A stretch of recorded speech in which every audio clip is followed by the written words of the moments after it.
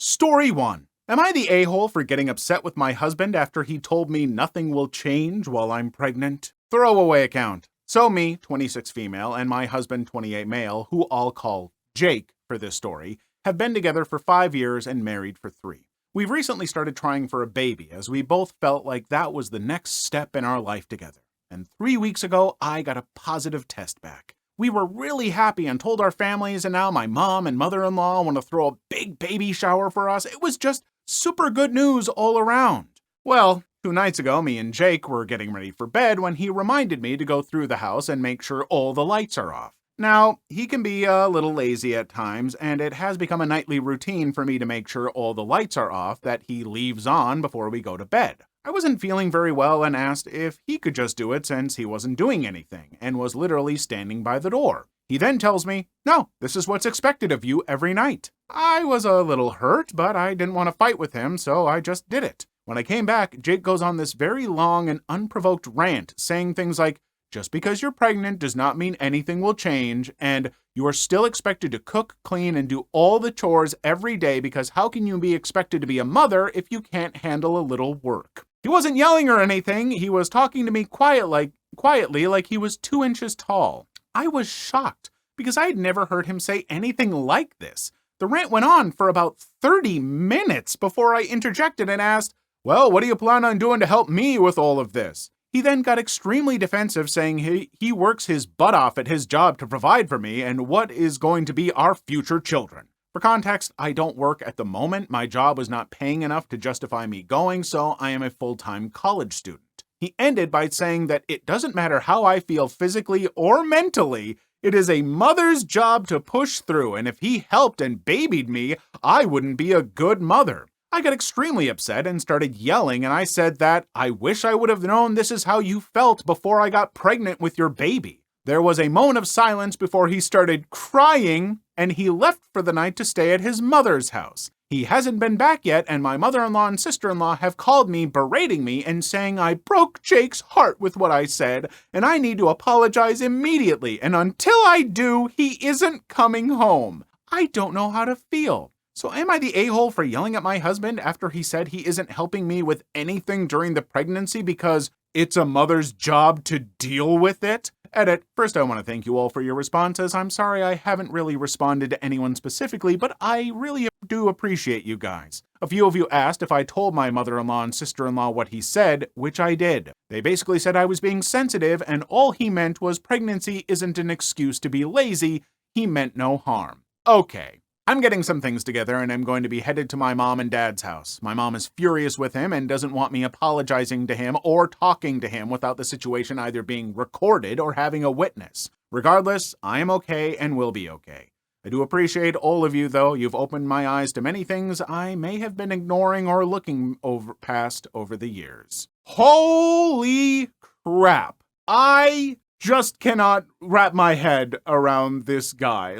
Absolutely, the person posting this, not the a-hole. You know who is the a-hole? The person who's just like, you gotta still do all the work even though you are going to go through something that is both mentally and physically unbelievably taxing on your body. Something that is 9 months of just dealing with stuff that I as a man can't comprehend.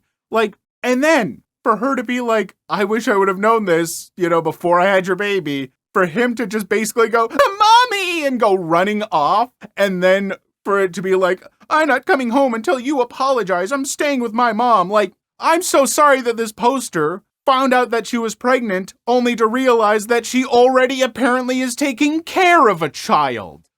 It's perfectly okay for there to be a dynamic of one person is doing most of the work and bringing in money, and another partner is, more just taking care of the house. That's fine. My partner works many more hours than I do, and so I am the one who does more of the stuff around the house, just to help out and everything. That's totally fine, but pregnancy is such a huge thing, and to be like, I don't care what you're going through, that's your job and I'm not gonna help. That's what a mother's supposed to do. You have to push through. Hey, bud, if you want her to be a good mom, Maybe try acting like a good dad and pitch in when she needs help, you absolute lazy piece of crap. Oh, I'm mad. Story 2. The whole beach wasn't enough. I recently traveled to a beach town to visit relatives. I'm there so often that quite a few people think I'm a local. Both locals and tourists are pretty good at respecting personal space and won't sit right next to or in front of / behind you. In my 20-plus years of making multiple visits per year, I've never had a problem with tourists until my most recent visit. I get to the beach early, like at 8:30 a.m., and I set up my chair and umbrella. There are maybe 5 other families already set up for the day, so there's no one within a 100-foot radius of me. For the next hour and a half, I'm blissfully enjoying an audiobook, and a handful of other people show up. The entire beach is still empty. All of a sudden, I feel a tap on my shoulder, thinking it was my relatives deciding to join me. Nope, it was an incredibly obese, trashy-looking woman in her late 30s, early 40s, standing over me. Behind her was about 12 other people who appeared to have packed up their entire house and were lugging it through the sand. She's an entitled parent. Entitled parent. Excuse me, but you're in our spot. What spot? This is our spot. My family is staying at the hotel right over there, and we've been sitting in this spot for the last 4 days. You need to move. No, I don't. I was here first. I said this is our spot. This whole stretch of beach is reserved for hotel guests only. Me, knowing that not a single hotel reserves spots or parts of the beach for guests, okay, well, go get someone from the hotel to move me. If you can find someone, I'll gladly move. Well, there's no one working right now. You're just going to have to believe me. There are literally miles of open beach. Pick a spot and enjoy your vacation. Entitled parent both yelling at me and her family. This lady has just ruined our vacation. We need to find a different spot. So she and the rest of the family plopped their stuff down literally 10 feet to the left of me, despite the entire beach still being open. For the next hour, I pretend to be asleep listening to my audiobook, but instead I'm listening to an entitled parent. Every word out of her mouth is how much of a bee I am. It was so inconvenient that she had to carry her stuff an extra 10 feet, etc. I was overjoyed when the lifeguard kicked her and the rest of the equally trashy adults in her group off the beach for refusing to put out their cigarettes. Why would this woman act like that?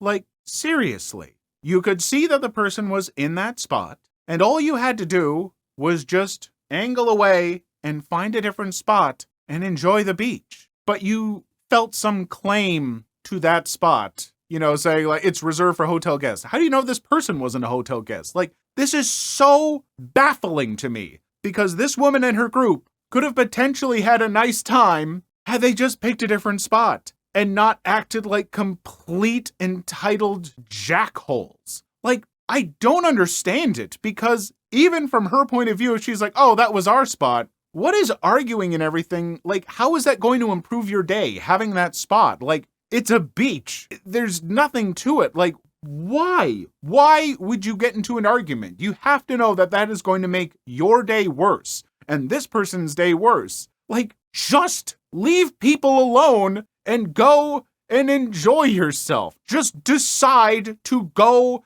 and leave it be. You'll be happier. That person will be happier. There's no cost to you. But there are just certain people out there who just seem to absolutely need conflict, and I don't get it. Do you not want to be happy? The conflict never seems to make these people happy. They just get angry and scream all the time.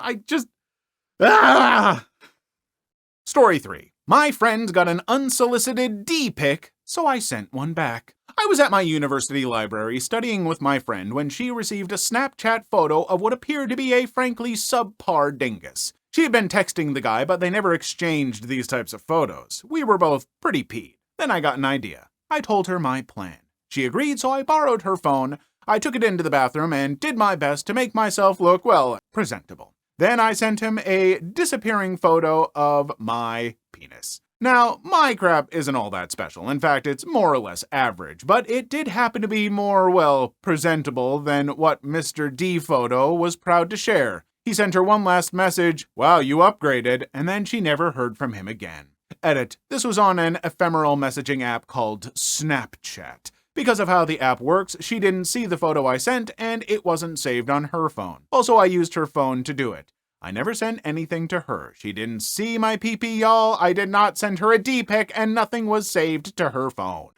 I love it's like, it's on this ephemeral messaging app called Snapchat. You see, back in the day, when we wanted to send pictures of wieners and vajujus, that we just had to, we just had to use this app that erased it all, and there was no way to save it, except for the various ways people figured out to save those things. But still, it was just a really great way to do this. Back in the day. I think Snapchat is still a thing. I don't know. I tried using it once for a business. They were using it to send like pictures of products that were on sale, and that task was given to me for a while. It did nothing for business as far as I know. But also, I've always said, folks, if someone sends you an unsolicited pic of their genitalia, all you have to do is go up and look up pictures of like medically bisected genitalia and send those back, assuming you can stomach seeing that stuff, because medical journals and everything have those just up online, and so you can just send them back to folks, and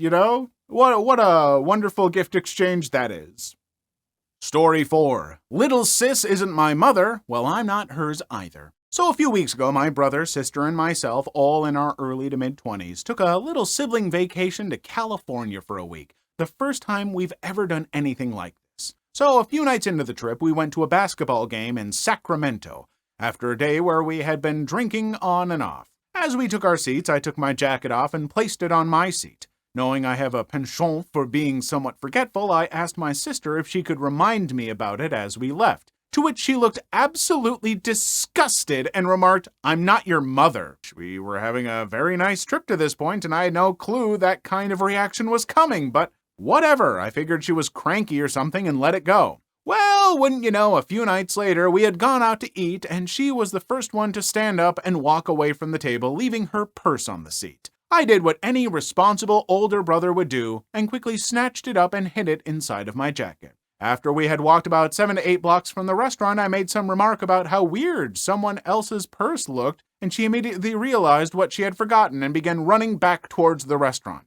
I filled my brother in, and we took a nice casual walk back to the restaurant where my sister was freaking out because her purse wasn't there. I simply held up her purse, looked her straight in the eyes, and said, "I'm not your mother." It was gloriously cathartic. Yeah, because only mothers are, considerate enough to help, friends and relatives remember things when they're leaving, Friends never do that for each other. Never. If you're a friend and one of your friends is like, "Hey, could you make sure I don't forget this? I'm kind of forgetful." You just look at them and be like, "How dare you? We're friends. You want to ruin what we have and make me help you out? That's not what friends do.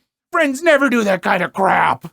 Yeah, no, I'm sorry. This is absolutely 100% justified revenge. Even if she's in a bad mood, what a not pleasant response, If anything, when people ask me that stuff, I will say, "Look, I'll try, but I am also probably going to forget, so I'll do my best, but please don't rely on me."